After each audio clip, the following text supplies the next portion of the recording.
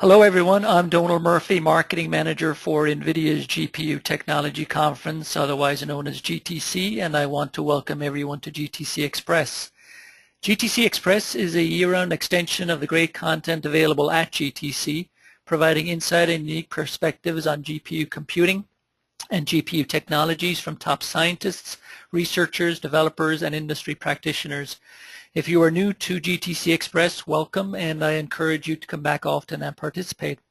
It's my pleasure today to introduce Gianni De Fabritis and Matt Harvey from Accelera, who are joining us today from Barcelona.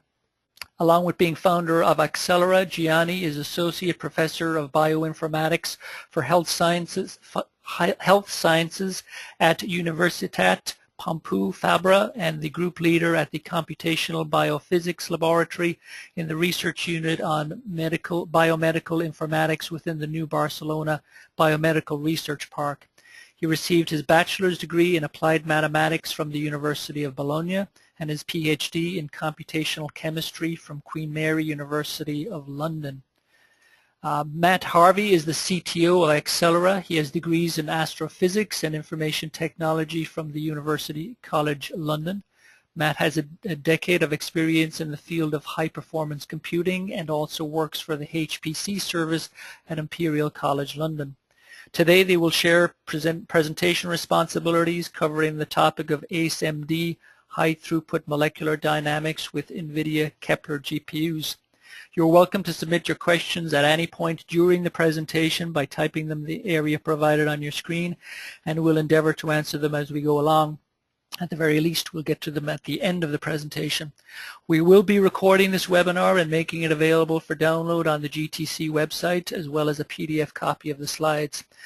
But before we get started, I wanted to draw your attention to the fact that GPUs are becoming a true standard in computational chemistry.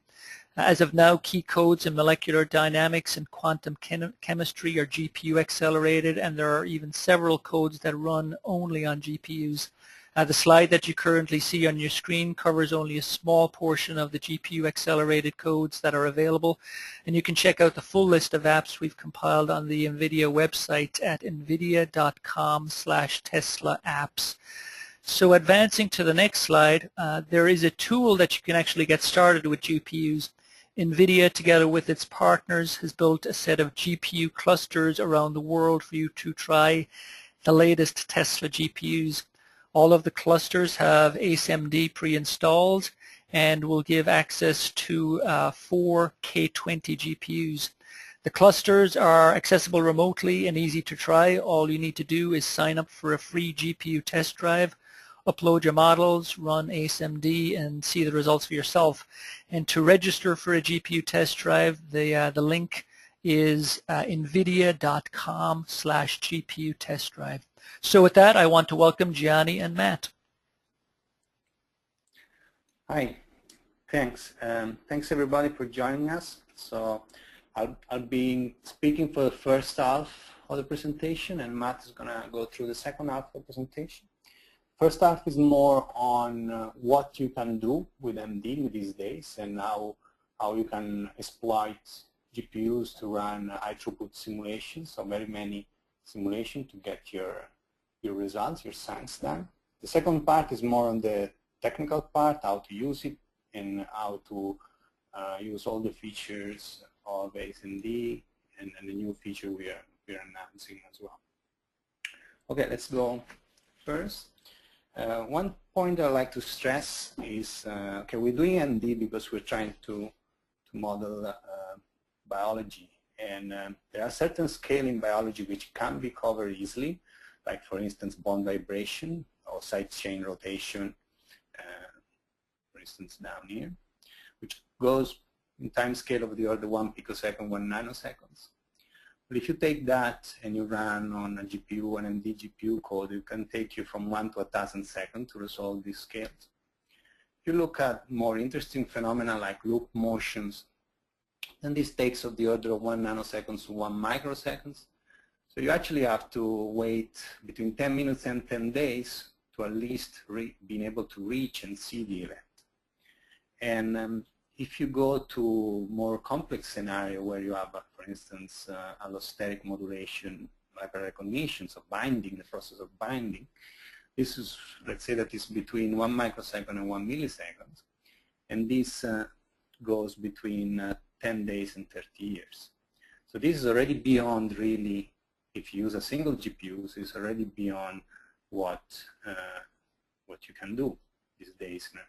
So, however, if you have a cluster of 100 GPUs, and you assume that you can actually have a scheme, you have a way of doing this simulation, such as by running 100 of this simulation, you actually get the same sort of time scale.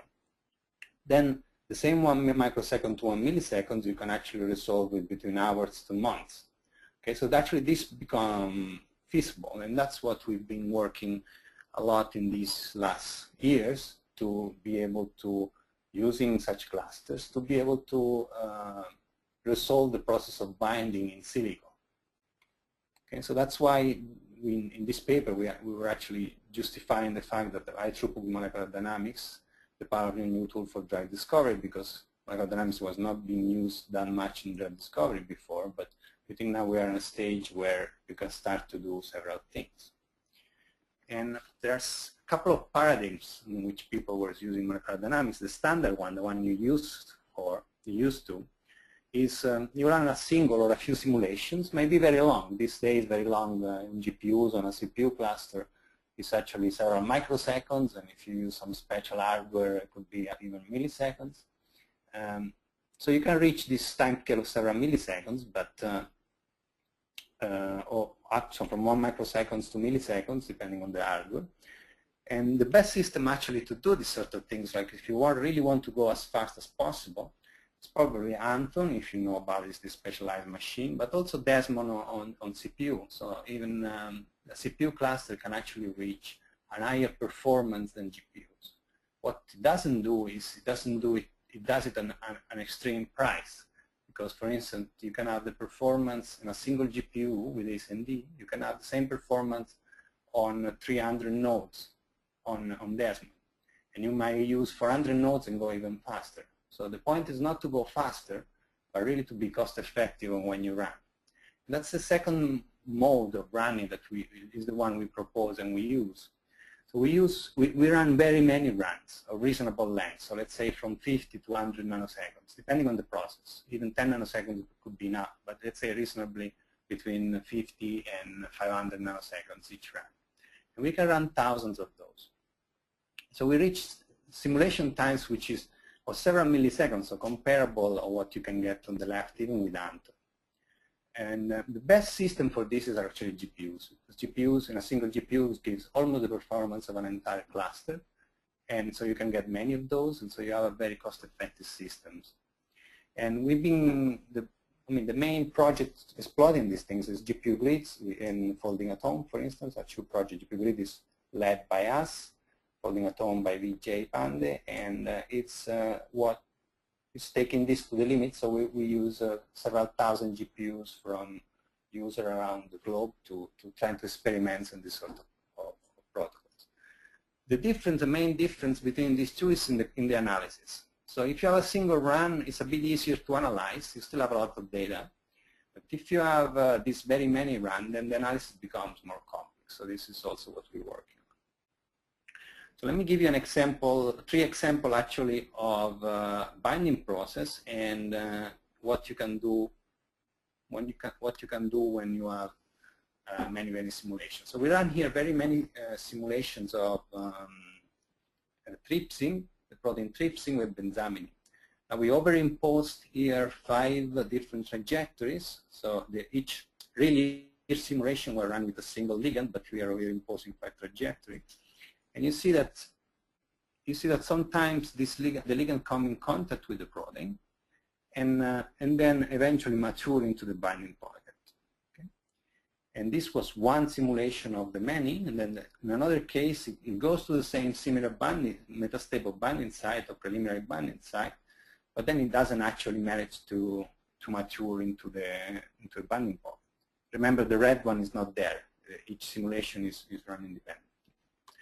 Okay, so in this case, we see already that the standard binding process that we usually consider, so that we go from A to B to the complex, A, B, even in this simple system with very rigid protein, is something a bit more complex when you have an intermediate states, preliminary binding site.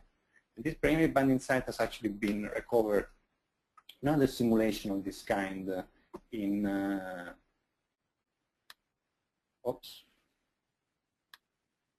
another simulation of these kinds in the past.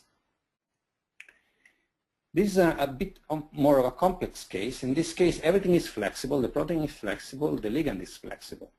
And again, this one is a few simulations of a tetrapeptide, PYII, and bound into an ACES2. And you see immediately that it forms an intermediate complex where the phosphatidylate bind to the surface of the protein. Here, color stands for flexibility. So it's kind of a running average LMSF.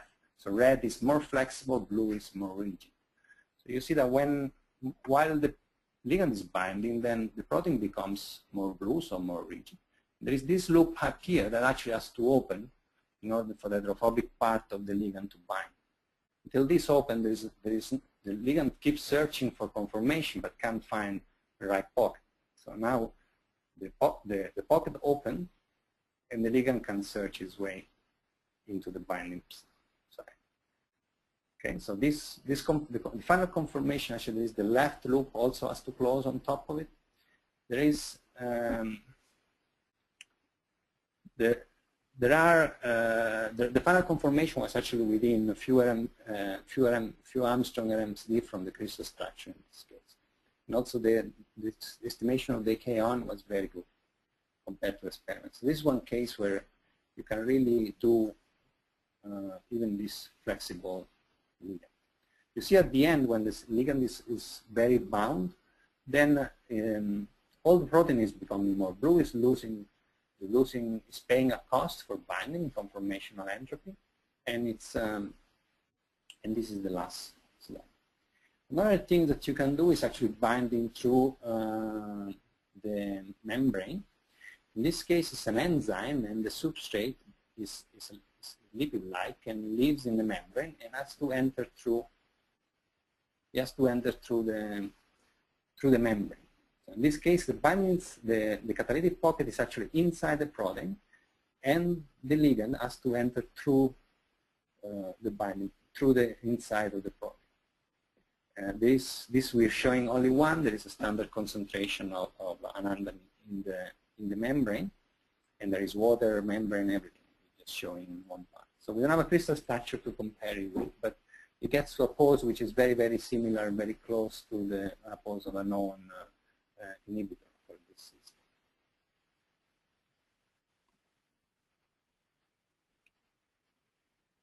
Okay, so let me go a bit more in detail or what we have been able to do, especially for in silico ligand binding or in silico binding assays, as we call it. So the idea is to actually treat a computer like a measurement machine, so like an assay, an appliance. So you give a protein and a ligand, and you want to measure several properties, thermodynamic and kinetic properties of this binding process. And actually in this, we realized that for triplet benzimidine we could do it. And this is the first case you saw it. And so it's a system of 35,000 atoms of 500 trajectory. And we run 100 nanoseconds each, so we have something like 50 microseconds of data.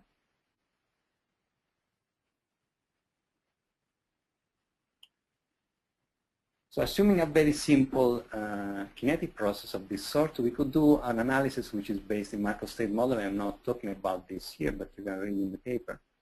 And we can actually measure the K-on and K-off for this process, as well as the binding affinity. And so we recover a K-on, which is I think a factor 5 off compared to the binding to the experimental on rate, and a K-off which is a bit further down, within 15 times off compared to the rates measured by experiments. A factor 10 in this case is considered quite good for these scales. Another interesting effect you already saw in the first movie. So for this simple system, we're actually expecting the ligand to go straight in the binding pocket, but we didn't see that. We saw that the main pathway of entry, or one of the main pathway of entry, is through this rolling of the ligand through the surface, through this channel here, and entry into the binding pocket. And interesting enough, so we actually predicted a couple of, apart from the binding pocket, we predicted this side binding pocket, and with side binding pose, and another binding pose on the left of the ligand, so which here is called X1 and X2. The crystallographer from France he came 3 months later and told us that he actually managed to recover these sites, and he actually recovered more than those using a special technique by using high pressure and low temperature, and to recover also states which are not above, which have occupancy less than 10%. In this case, so we found the 2 states that we find, but also several others. And so we went on and we tried now to validate these other states to see if they're due to crystal packing, to high pressure, or if they might be real. Okay, so this was one first example of what you can do for a simple system. So what we decided to do later is that, well, we can actually do many of these ligands and apply in silico a fragment-based drug design approach. In a fragment-based drug design approach, you take several small molecules which form fragments on which you start to build your drug afterwards. So it's different from virtual screening or micropore screening, where you actually try to get full drugs out altogether. Here you take a small fragment. And we looked at this paper, which was interesting because it was, it's an old paper from 2003 for factor 10A. It was trying to demonstrate the use of fragment-based drug discovery by NMR, so entirely experimental. And these are the 2 pockets that they were trying to target. So they built a library of 34 compounds, and they screened based on the NMR. And they say that 9 of these compounds actually bind. And this is all experimental. And they report 4 of those, which they selected as best ligands.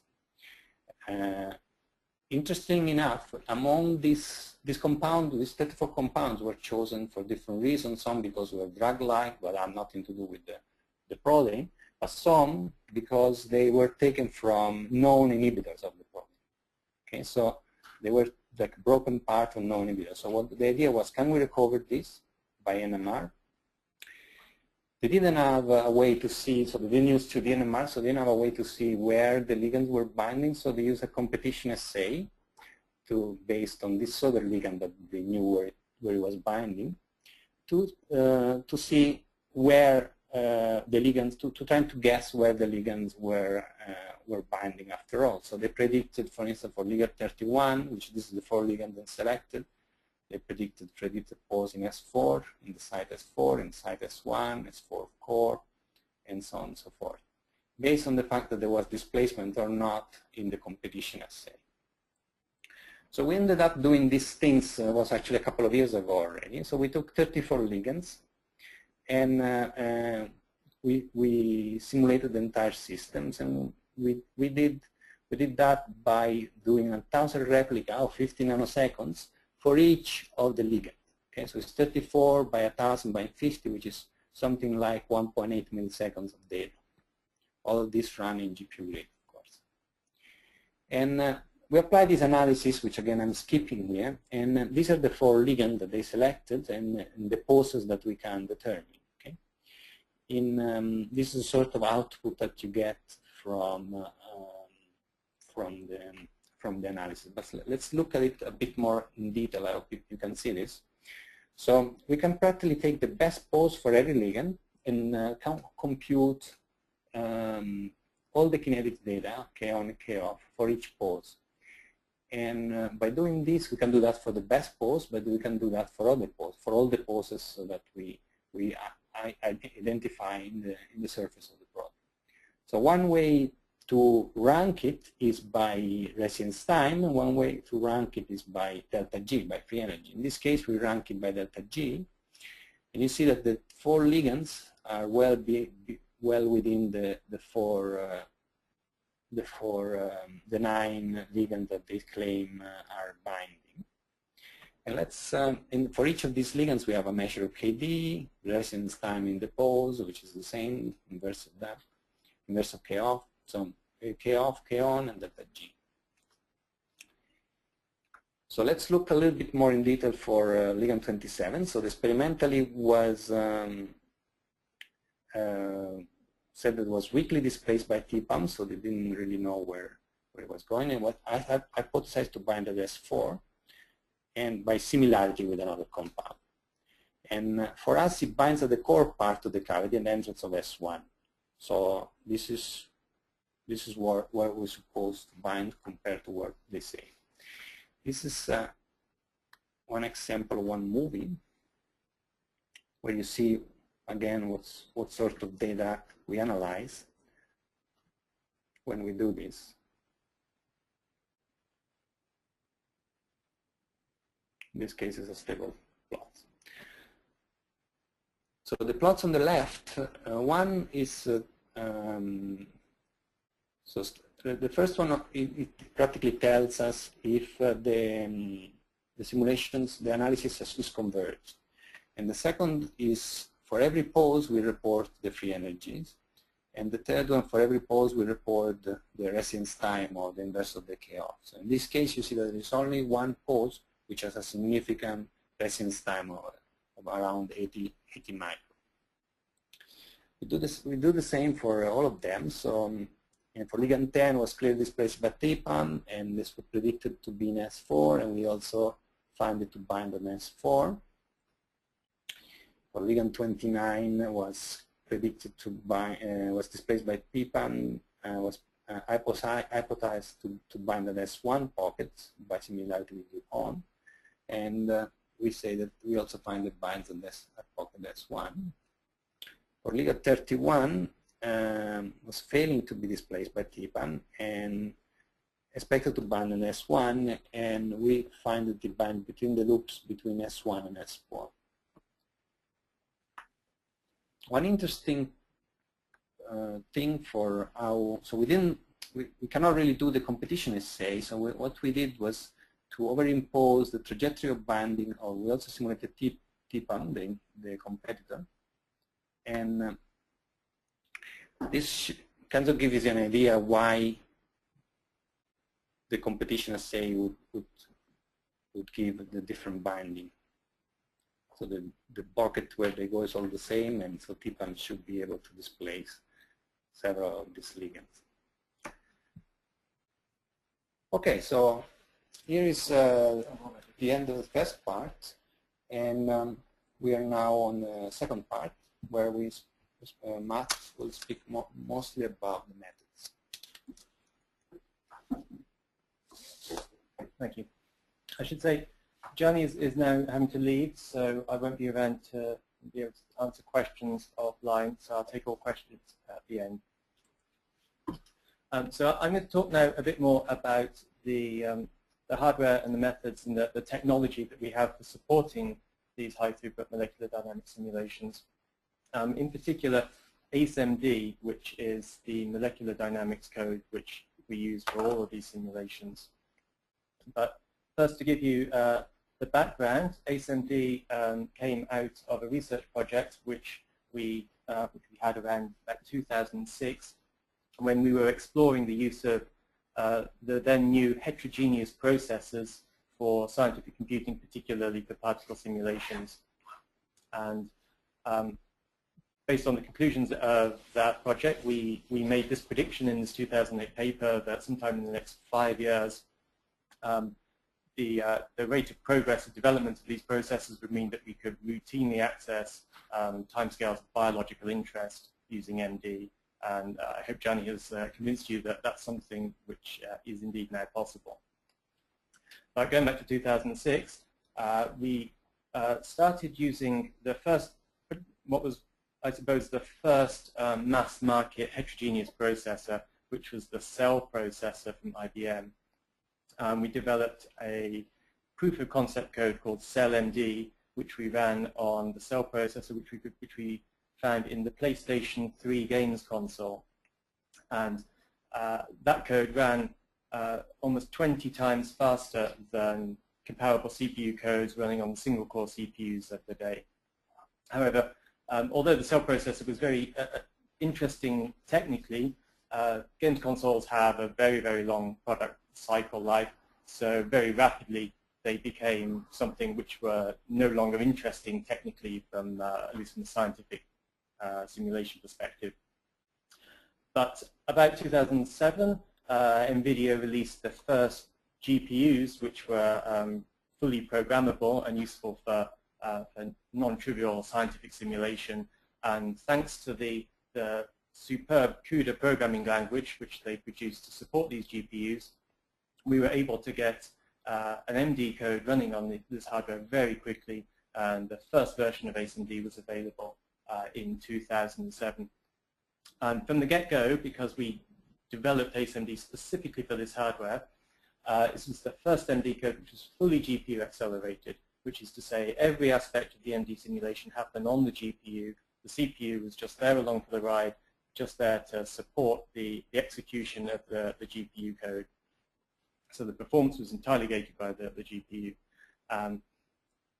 In order to make a production quality MD code, we had to implement the particle mesh EROR algorithm, which is used for calculating the long-range contribution to the electrostatics.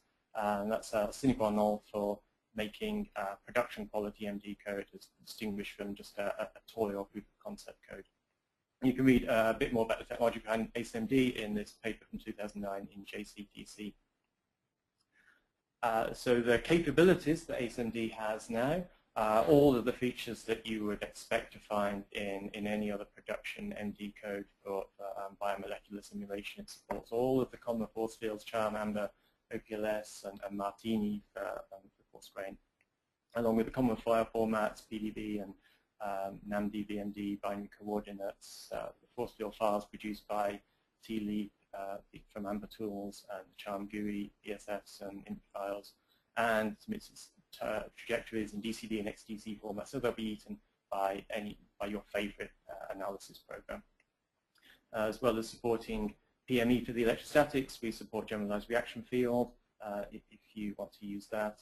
And we can simulate in the commonly used ensembles, MBE, isothermal, isobaric, for which we have Langevin thermostats and a Berenson ballast stat. In addition, there are support for the constraints and holonomic constraints like shape, which you would use to increase the time step of the simulation. And if your needs for biasing a simulation go beyond simple constraints, then we have very powerful scripting and programming extension capabilities, which I'll go into in a few slides. If you are interested in replica exchange methods, then we support multi-host execution so that you can run this code as an ensemble on a large GPU cluster. And lastly, the distribution of ACEMD is binary, so you download it and you run it. You don't need to faff about compiling. It's very straightforward. To support using ACEMD, well, we have all of the documentation that you would expect. We've got user manuals, good documentation for covering the development of plugins and extensions, manuals for protocols, which you can think of as recipes or guides for doing routine but nevertheless quite involved processes like building a system and performing an equilibration. If you need support, then there's a Google group, and if you're a paid customer, then we have a direct email support. Furthermore, if you have the need to develop some sort of plugin or extension but don't have the wherewithal to do that in-house, then usually we can do that sort of development for you and contribute the plugin back to the community so other people can use it. We have a couple of ways of delivering ACEMD as well. We have our own hardware appliance, a customized workstation called Metrocubo, which I'll describe in a moment, and our new offering, which is our cloud offering, which we hope will be a way that to allow people to take advantage of the high throughput methods that Johnny talked about earlier. Looking at the performance of ACEMD now, the design goal for ACEMD has always been to produce a a code which has the fastest possible performance on a single GPU. And if you look at the chart on the right, you'll see the performance of ACEMD on a very commonly used benchmark model of dihydrofolate reductase, which is a shade under 24,000 atoms. And on the recent generations of NVIDIA hardware, there's a performance up to 230, 240 nanoseconds a day on the latest single GPUs, which is something that you would struggle to obtain economically on a CPU cluster even today. Now, the flip side of the performance being very, very good on one GPU is that the parallel scaling appears relatively poor, and that's a simple consequence of the GPU being so much faster, so much more bandwidth available on the GPU than there is on the interconnect that connects the GPU to the host system. And therefore, we see scaling factors of about 1.2, 1.3 on 2 GPUs, and 1.4 or so on 3 GPUs. And therefore, that's something that makes these high throughput methods increasingly relevant, because it's simply not possible to go on scaling on big clusters of GPUs if you care about strong scaling, which is to say you care about increasing the performance of a system of fixed size rather than being prepared to increase the size of your system as you increase the number of GPUs.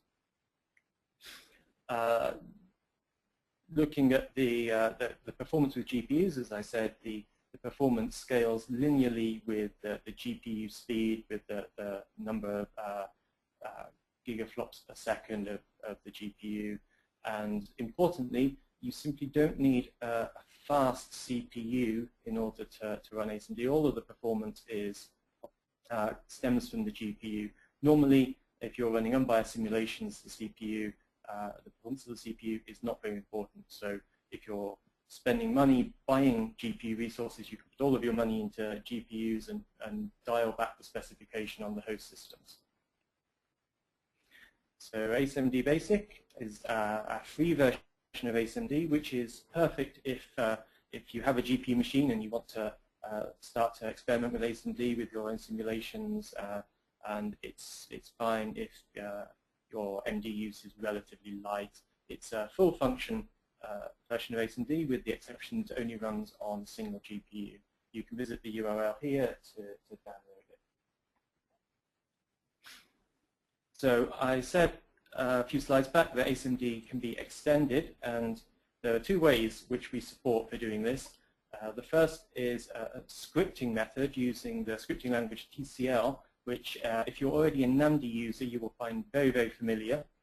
It's very straightforward once you've learned scripting language, and it's perfect for doing very quick modifications to a simulation. For example, applying very simple constraints to point atoms, or to restrain the center of mass of some object, or for changing the state of the simulation, for example, changing the temperature to a near the system. The downside is that it's very slow if you need to do something numerical, and furthermore, if you've already developed some biasing code for some other MD engine, say, or for your own project, then it's very difficult to interface that through TCL, which is why we have a more powerful interface, which we term a plug-in interface, and this allows you to write something in C or C++ and interface that directly to ACEMD at runtime, and you have access to very many more features, much more control over the simulation, and yet it's still very straightforward. So if you have, if you're writing something very complex, or you have an existing third-party code that you want to interface with, then this is the way to go. The very popular metadynamics code, BlueMed, for example, was interfaced with ACEMD in barely a morning's work, and the testing then proceeded almost straight away that day.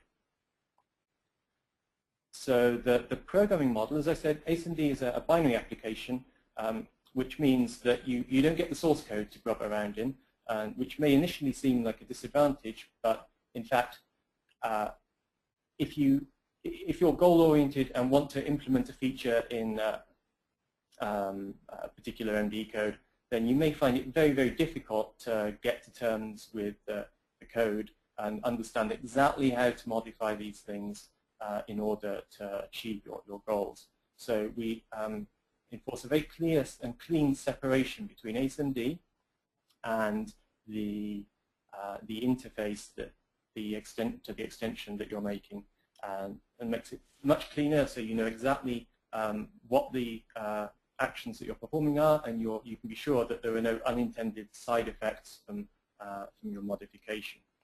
And the programming model is, broadly speaking, it's an event-based one, and there are 4 events that you need to deal with when you're writing code.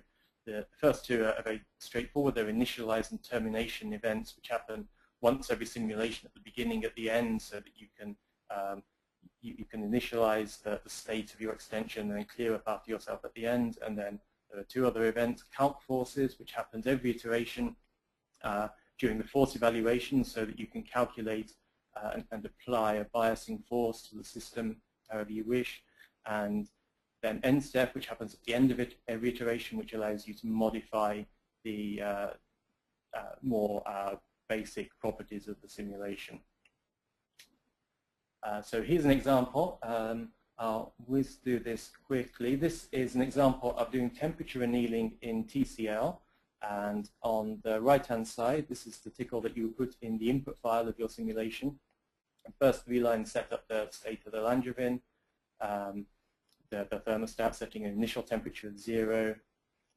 Here we set the annealing profile variables that cover that. In this case, we're going to start from the temperature of 0, ramp it up to 310 Kelvin in steps of 10 Kelvin every 2,500 steps.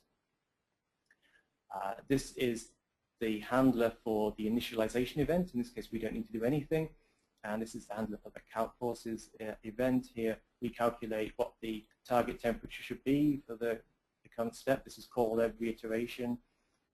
Here we reset the target point for the Langevin, and here we decide whether the target temperature, the final target temperature, has been reached, in which case we stop making any further applications. And that's it. That's all you need to do.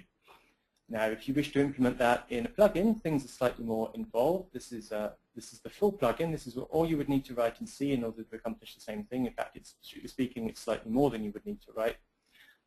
Here, this ACE plug init is the code that deals with the initialization. Here we need to do a bit of work because we're going to pass parameters from the input file into the code at runtime, so we need to be able to parse those, and all of the arguments that you pass to a plugin are passed as key value pairs. So here we're extracting the start temperature, the step, the end temperature, and the iteration interval, putting them into variables. And then here, again, here's the handler for calc forces, which does the reset of the temperature, the target temperature, by calling this function plugin set temperature.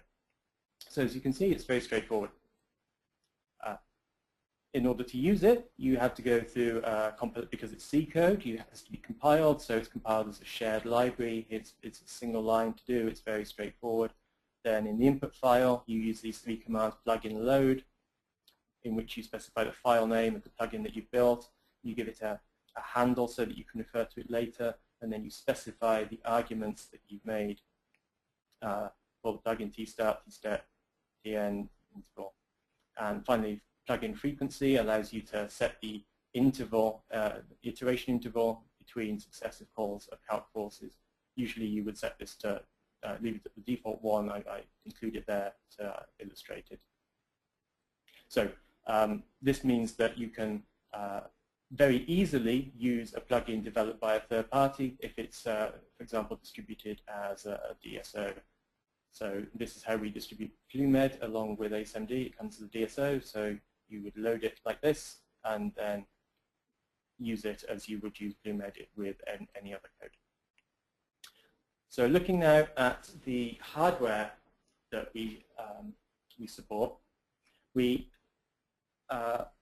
produce our own workstation, which we term MetroCubo, and it's a cost-optimized system, which is optimized for best performance of ACEMD on lowest cost system. As I said earlier, we seldom need high CPU performance, so we choose a single socket CPU, which nevertheless has 4 cores and is very powerful, which means that if you are using BlueMed, then you get the best possible performance out of that single-threaded code. And furthermore, this machine supports 4 GPUs, which is something quite unusual and quite rare in many workstation class machines. They simply won't support more than 3. The chassis, which we custom designed for the task, is very compact and very quiet, and it makes it suitable both as a machine to go under the desk, and also if your needs start to grow, then because they're so small, they're very conveniently rack mountable as well, so you can start with one and maybe start to put together a cluster in the future. And this, as I said, provides absolutely the best price performance for ACEMD and indeed for other fully GPU accelerated codes, particularly ND codes. If you wish to try out ACEMD on a Metro Kubo, then as well as the coming in through the NVIDIA test drive program, we have our own test drive program, which will mean we'll give you 1 week of access to 4 GPU Metro Kubo with ACEMD, which is ample time for porting some of your existing simulations if you're doing any or setting up new models. And during that time, we'll give you expert support to help you with any problems that you might encounter. You visit the URL at the bottom if you should sign up for that. So if you don't have the resources in-house to buy your own machines, or you simply don't have the space to run a cluster or the systems administration support to buy one, procure one, and run one, then our new product, which we call Ace Cloud, is a way of running ACEMD on cloud resources. But it's much more than just making a virtual cluster in Amazon EC2 or having SSH into our own cluster. We've built a user interface which is really designed to facilitate high-throughput molecular dynamics calculations. Indeed, we use it exclusively in-house now with GPGrid.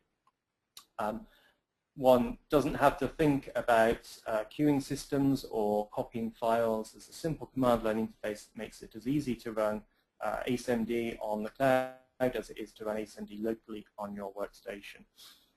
And it's, as I said, it's designed for managing transparently large numbers of jobs, and also it's designed to support many users, so it's easy to manage a whole research group using a single account.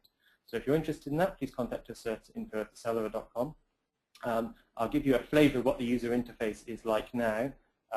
Running a simulation is as simple as running the client Ace Cloud, run input file. In comparison, running ACEMD locally, you would do something like ACEMD input file. It's very straightforward. This client does all of the heavy lifting of parsing the input file, copying the files over to the cloud, and running the task. When you to refer to the task in the future, when you don't need to write down a queue sub ID or a job identifier, you get to use your own identifiers, which have this form project task, so that you can group together simulations under a single identifier, the project, which is absolutely essential if you're dealing with thousands of simulations, for example. Then here we have a way of viewing the status of your personal cloud. All the jobs are grouped here by project, showing the number that you have running, how far they are from completion, and the resources that you have available to you. To retrieve the files, you run a daemon in the background, which you can think of as a lot like Dropbox. It will retrieve the results back from the cloud into a directory on your machine as soon as they're available. So you don't have to wait for a simulation to finish before you see the results, and you certainly don't have to do an FTP or an SCP to copy files. And lastly, as Gianni said earlier when he was talking about fragment-based drug design, we are starting to offer as a turnkey service in silico binding assays, in which we will take from you protein targets or a set of protein targets and a library of interesting fragments and perform for you the full end-to-end in silico screening that he described, and as a result we will return quantitative estimates of binding pathways, delta G's of binding, binding poses, and binding kinetics. If you're interested in this, again, please contact us at info@accelera.com. And finally, if anything that Gianni and I have spoken about today has been interesting to you, and I sincerely hope it has been, we are running a workshop in Barcelona in November, where we'll be going into the scientific and technical aspects of these high-throughput methods in much more detail. And registration is open now, and the place is still available, and I very much hope to see you there. So, thank you very much, everyone, for your attention. Please, if there are any questions, I'll take them now. Great, Matt. Thanks so much. We do have quite a few questions that have come in, and again, to attendees, you are able to ask questions by using the question panel available to you. So please submit them at this time. So the first few questions, Matt, relate back to Gianni's portion of the presentation. So I'll take the questions in order that they came in. So would you like to read them out? Say that again? Would you like to read them out? Yes, yes, I will. So first question is roughly how large KB, GB, TB are the samples that Gianni referred to? Okay, so well, that rather depends on the sampling frequency of each individual simulation, of course the number of simulations that you performed. I think that question was asked during the SH2 or the benzamidine trypsin slides. So the answer is, during those studies we generated some terabytes of data. Okay. Next question. Then next question is, what kind of dynamics is used? NVE, NVT, etc. Okay, so we support ACEMD supports simulation in the constant energy NVE ensemble, the isothermal NVT ensemble, and the isothermal isobaric or NPT ensemble. And how do you choose the number of trajectories to compute? Now that is involved. Broadly speaking, and it's a bit too involved to go into in detail here, but it stems from performing an error analysis of on the results of the analysis and determining when convergence to an appropriate or satisfactory level of error has been reached. So it's something which is done iteratively. And for MPT ensembles, do you support only Berendenson-Barrow? That's correct, yes. Yes, Berendenson-Barrow stack. And then I guess I'll read this verbatim. It says, what about the ligands parametrizations? So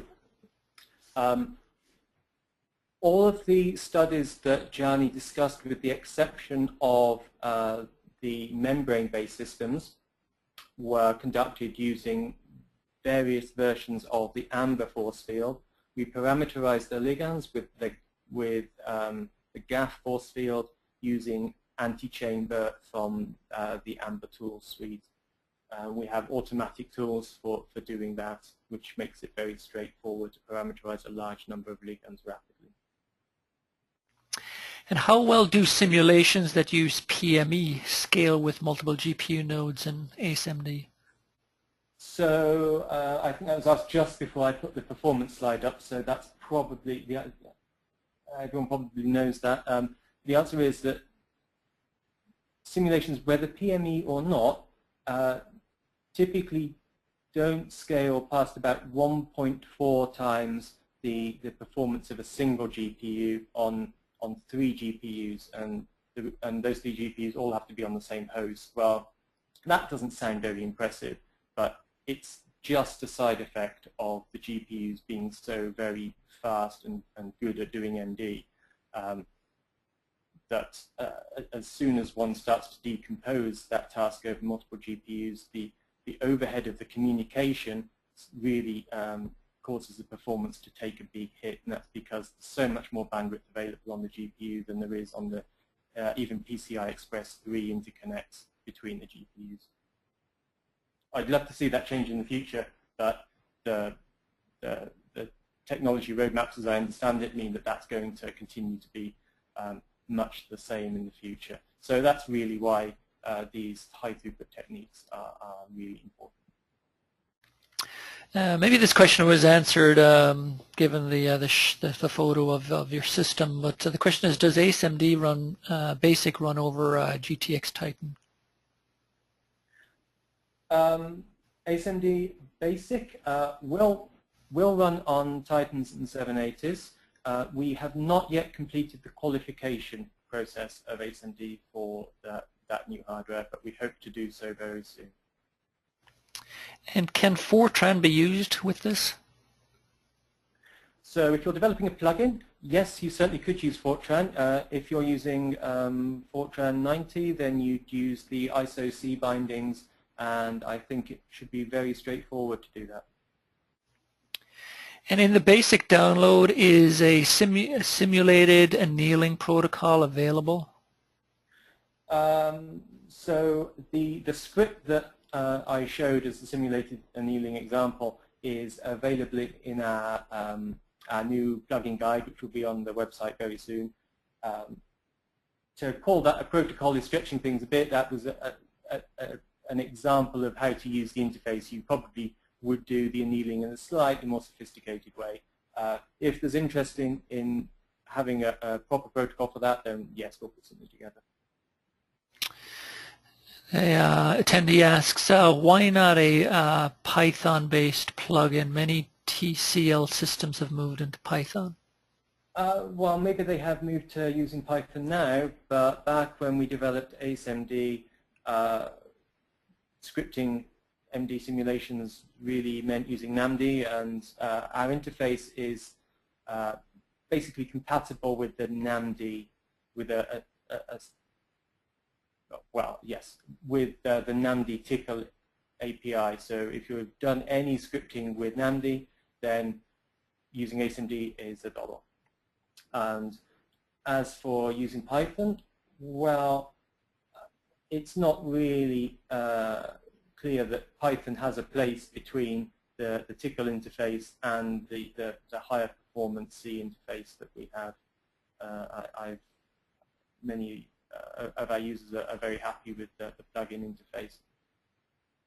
If, however, you, for some reason, you wish to bolt a Python interpreter onto ACEMD, then I imagine it would be relatively straightforward to do so by making Python bindings for the API, the plugin API. How long or fast does it usually take to finish ligand binding simulation? So how long is a piece of string? So the study that Gianni discussed in great depth, the benzamidine trypsin system, was our prototypical system, and that had somewhat in excess of a millisecond of simulation data. That took a few months to do on GPU grid. Things are much more efficient now. We have a better handle on how much simulation is minimally required, and of course the GPUs are faster.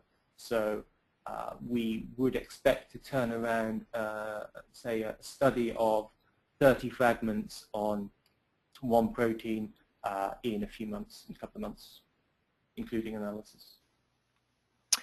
Is it easy to do coarse graining with ASMD? Yeah, you can use the Martini force field. If you get the Martini parameters in charm format, which you can get from the, I think they're on our website, and if you follow the NAMD Martini tutorial, then you'll get them there as well. That will work. That said, ACEMD is not optimized for coarse grain systems. Coarse grain systems have, of course, have a different particle density, and in order to be as fast as it is, ACEMD makes a few assumptions about the average density of systems. So performance is not as fast yet as it could be, as relatively small number of users use Martini. If there's strong interest in it, then of course we'll improve performance. It's not something that we, there's a distinction between features that we support and features that we support and make go fast, and Martini is in the form of that.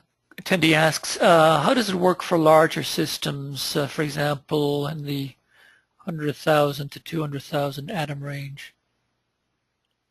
In terms of performance, well, as I said, the performance scales approximately inversely proportionate to the number of atoms in the system. Up to 200,000 is, I would say, 100,000 to 300,000 is the sweet spot for ACEMD. That's a good size for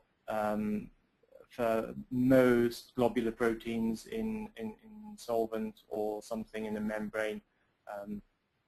That's our design point, if you will. Anything larger up to 1 million atoms we support, but much larger, and it's difficult to understand the scientific rationale for doing simulations using MD on such large systems. Do you compress the result simulations? And if yes, attendee asks, can you tell me what methods do you use? Yes, we use the very nice XTC file format, which the GROMACS guys developed, and that cuts down trajectory sizes by about 50% over DCD. And there are a number of questions that have come in about the cost of the MetroCube system. I don't know if your website speaks to that, or if you can help attendees. Yes, contact us through the website, and we'll talk about prices, and we can give you a quotation very easily. And one attendee based in India asks, is it available for purchase in India? Software, yes, certainly. Software is available internationally. Attendee asks... We don't yet have a hardware partner in India. Attendee asks, is it possible for you to discuss the relative performance of ACEMD versus other open source programs such as WhoMD and NAMD? Well, there are lots of other MD codes, and almost all of them occupy different points in the possible design space. For example, it's not strictly fair to make a comparison between ACEMD and NAMD, because ACEMD is much faster on a single GPU than NAMD. But NAMD isn't designed to go fast on GPUs. NAMD is designed to go very fast on very large clusters, and to simulate very large systems, and at that it does very well. So if you have access to Titan, the real Titan system that is, then NAMD is the code for you to use there. If you've got a GPU workstation under your desk, then ACEMD is the code for that system. And WhoMD, well, WhoMD, I think WhoMD was at least originally designed for, not really for biomolecular systems. So, well, I haven't looked at it for a while, but I know that when it was first developed, it didn't have support for the charm and amber force fields, which of course are very essential if you're doing biomolecular simulation. And furthermore, it was a library which you need to control directly from scripting. So if your needs are very straightforward, you can't just download it and run it as binaries you can with ACEMD. So. What kind of PBC do you support? Fully periodic. And is it possible to simultaneously run more than one simulation on a single GPU? And yes, you certainly can do that. The new Kepler GPUs are designed to allow multiple programs to run on a GPU at the same time without there being a performance hit. If you've got the older Fermi cards like a 2090, say, or a GTX 580, then there's a definite performance hit by having two programs running on the card at the same time. with the Keplers, that's not so. What limits the number of jobs that you can put on the GPU is the amount of memory that's available on the card, of course. You'll reach a point where the card runs out of memory, and so one of the ASMDs, you can't run another ASMD, or you have just enough memory to allow ASMD to go into a low memory mode, which reduces performance somewhat, but allows you to squeeze another simulation on. I hope that answers that question. An attendee asks, in at least one of the papers, Gianni talked about PNAS being one of them. A low energy well is centered on the binding site. How well would be the results? How well would the results be without it? And how do you correct the delta G and con-coff from this? So in those simulations, or in that study, that was done entirely blind. In the simulations, there's no bias or there's no bias or reaction coordinate imposed on the system that makes assumptions about binding sites. That's completely free binding. The ligands were allowed to diffuse and interact with the protein only under the force of the force field. And these simulations were, what we demonstrated in that paper is the ability to recover the binding site. I hope that answers that question. Attendee asks, Berendenson-Barostat doesn't really statistically sample the MP ensemble. Do you plan to incorporate other more robust MP schemes like Langevin piston?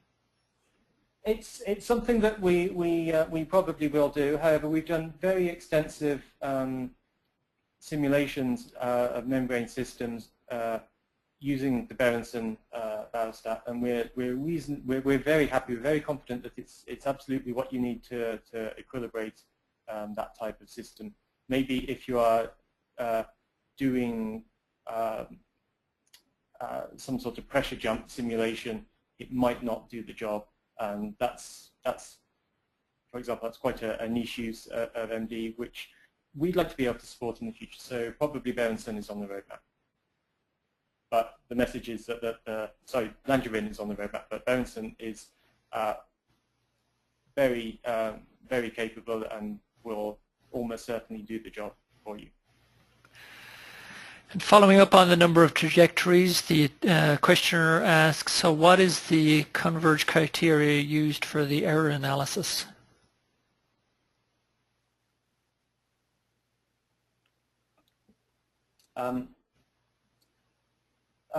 That gets relatively involved, but generally speaking, we look at the error on the kinetic rates, the K on and K off that result from the analysis, and we look at those for each individual pose that we've covered. Can you speak to the differences between ASMD Basic and ASMD Pro? Certainly. ASMD Basic is the same as ASMD Pro with the restriction that it will run only on the first GPU of one system. And what free energy techniques do you use? How do you, I guess, how do you, I guess the question is, how do you convergence of free energy? The questioner, can be more specific. So the broad technique that we use in the analysis of high-throughput MD simulations is a Markov modeling technique.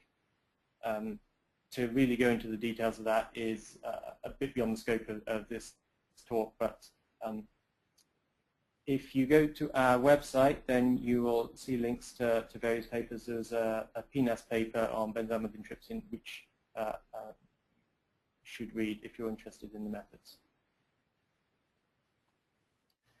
And we have one final question, and that is, are you able to speak to the name of the MD algorithm that you're using? The MD algorithm, I'm not quite sure what that is referring to. If it means the integrator, then it's a velocity relay integrator. The force fields are the the potentials that we implement are the potentials required for, well, the force fields we use, charm and amber, and then we have a particle mesh EWALD method for treatment of long-range electrostatics. Actually, we've had one more question come in, which is, does the code support free space boundary conditions? It does not, but you can, in effect, achieve that by judicious setting of the cell size to remove any possibility of a periodic interaction. Yeah, that's the way you do it. So in effect, yes, with a caveat in how in the implementation of it, yes, free space methods are supported. Sort of. It depends on, I don't know, it depends on the type of simulation that Mr. Krasny has in mind.